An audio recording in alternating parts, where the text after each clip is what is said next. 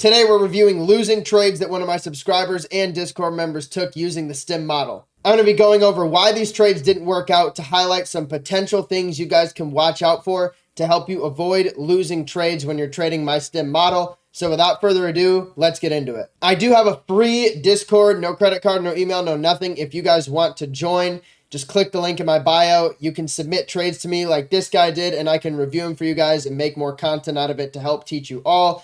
But like I said, link in bio, free, no credit card, no email, nothing. Just join my community and also hit me with the like and subscribe if you do. But let's get right into the trade. So this guy sent me this as the higher time frame chart he was basing his play off of, right? And so looking at it, we can see that we are clearly trading inside of a bullish 1 hour gap, right? And so in a sense, you might lean to look for longs here, especially after we have swept out this liquidity. But one of the first red flags about this trade is when he was looking at these entries, the sell-off does not look like it has lost any momentum. We are knifing through this gap. We close this first candle at the lows and then start to make a move under the gap. So while this trade is happening, while he's looking for his entries, there's no type of wick or any signal that we're getting bought up here, right? So that's the first problem. Yes, we've swept liquidity. Yes, we're in a higher time frame bullish gap, but as you can see, there really is no significant recovery anywhere in here. And there's actually a really big reason for that we're going to get into once we look at the lower time frame. Okay, so we're looking now at the lower time frame. So we're inside of the bullish 1 hour gap that I just went over on the higher time frame chart. And I believe this is the 1 minute chart that he was taking his trades on. Now, in this case, there's actually a really specific reason why the trades aren't working out. Okay, you can see he went long right here on this inversion. So he entered right here. Okay. Now, what exactly is the problem with entering longs at a spot like this? If you guessed, because we have a massive bearish fair value gap, literally right here, the second he goes long, you're now trading into a bearish gap on the 1 minute. That's your sign to watch out. Okay. Because these are often going to push price back down. And as you can see, we had multiple attempts to rally back up into it, and it failed several times. Now, what would I do in this situation?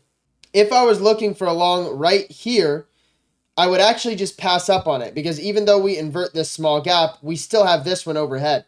So what would I do? I would wait until we get a nice high momentum inversion of this gap right here, okay, this entire gap.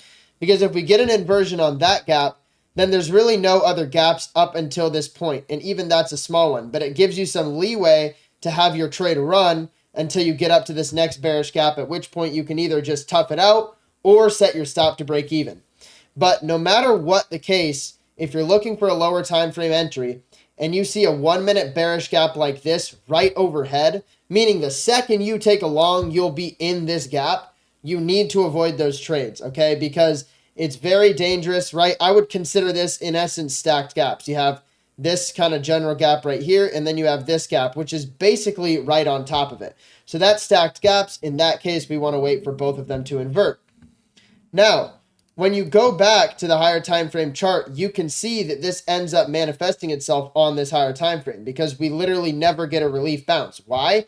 Because on this leg down, we created so much selling pressure that now, even on the lower time frame charts like the 1 minute, we have all these remaining massive bearish gaps, and we cannot look for longs until we invert this with authority, okay? Same thing happened again here. He longed, right, on this inversion with a massive bearish gap right overhead. What happens? We trade back into it. It fails. Happened again right here. Look, every trade he took, we actually ended up failing because we were in stacked gaps. We had another one right here, right? He enters long right on this candle. We trade up, boom, reject off the gap.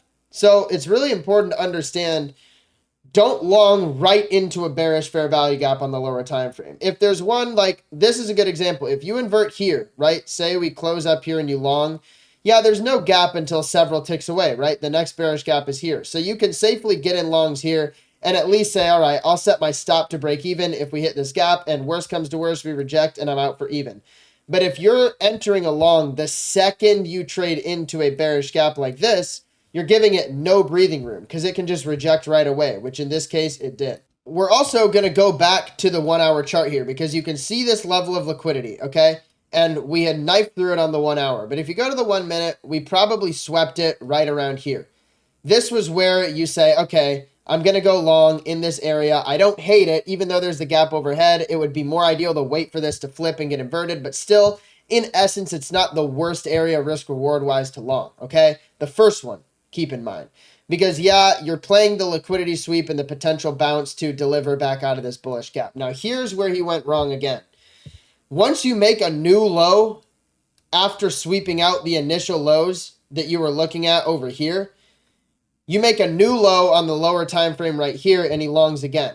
Well, if we're not getting an instant buy up off the first liquidity sweep, that's telling me this is not a fake out. It's just actual consolidation for a leg lower because we continue to put in lower lows. And as you can see, boom, we get a lower low right here. Same thing happens. He enters long into a bearish fair value gap and look, ends up making another leg lower. So when you see something like this where you're expecting a big delivery out of a bullish gap after sweeping liquidity right at this low right here, and you long this or even this low right here, and you continue lower low, lower low, lower low, lower low, you should not be looking to long. That means that you're much less likely to get a reversal and that the sell probably is very strong and intentional.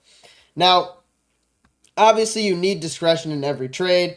There's sometimes where these concepts can, mean more or less depending on the situation. That's for you guys to test. But remember, the STIM model is a good working model. Don't take it from me, just back test it. But I did want to highlight, obviously some traders lose trading this model. And it's because of things like this, right? Longing right into a massive bearish imbalance, trying to long again after we have failed a liquidity sweep. Basically, that's effectively what that is. You have to take a lot of things into context with this. But in all, yes, it did hit the criteria of STIM, sweep, tap, inversion. I guess decent momentum. But sometimes you have to use your discretion to eyeball the fact that, yeah, even though this was decent momentum and we hit all the STIM criteria, we are literally right within a massive bearish gap, and it's always going to be safer to wait until these big gaps, these big impulsive legs down, get closed above. And look, we never closed above it, which means our bearish bias was still intact.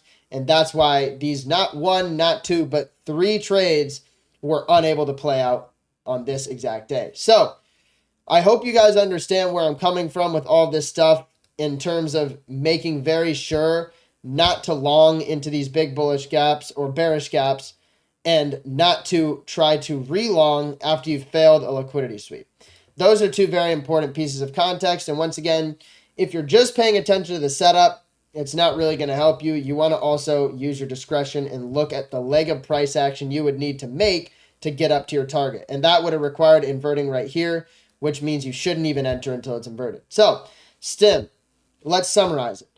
Do not long into a lower time frame bearish fair value gap, especially a very significant and obvious one like this one. Okay, just wait till that inverts too. It'll be better risk reward in the end. Yes, you'll get a later entry, but you won't have to deal with that potential for a huge rejection right in this gap, which we got several times when we pushed up to it. Okay, next, don't take a trade before a sweep of liquidity. Now, yes, we had swept a low, but as we can see, because we made new lower lows, this was an invalidated liquidity sweep, okay, especially on the lower time frames, which means you want to just wait it out until your next liquidity sweep opportunity comes at the next significant swing low. Because obviously the behavior in this price action does not suggest bullish, especially after we rejected this gap the first time. So I hope this helped you guys understand some of the mistakes some people make trading the STIM model and some of the ways people might mess up to where they can start to convince themselves that it's not a good model, whatever. No one's actually saying that, but I just want you guys to understand that a lot of times you will take a trade with the STIM model that you shouldn't have taken. Just because the STIM criteria is all aligning sweep, tap, inversion, momentum doesn't always mean you take it. There are exceptions, there are nuances, and there are times to look for something else, right? And to look ahead, to look to the left and see what the context is. And that would have saved him multiple times when he was taking these trades. So thank you all for watching the video. I appreciate you all for tapping in. Make sure to like and subscribe if you enjoyed the content. And like I said, free Discord, linked in bio, no credit card, no email, none of that. If you're interested, make sure to hop in. I'll catch you guys in the next one. Peace.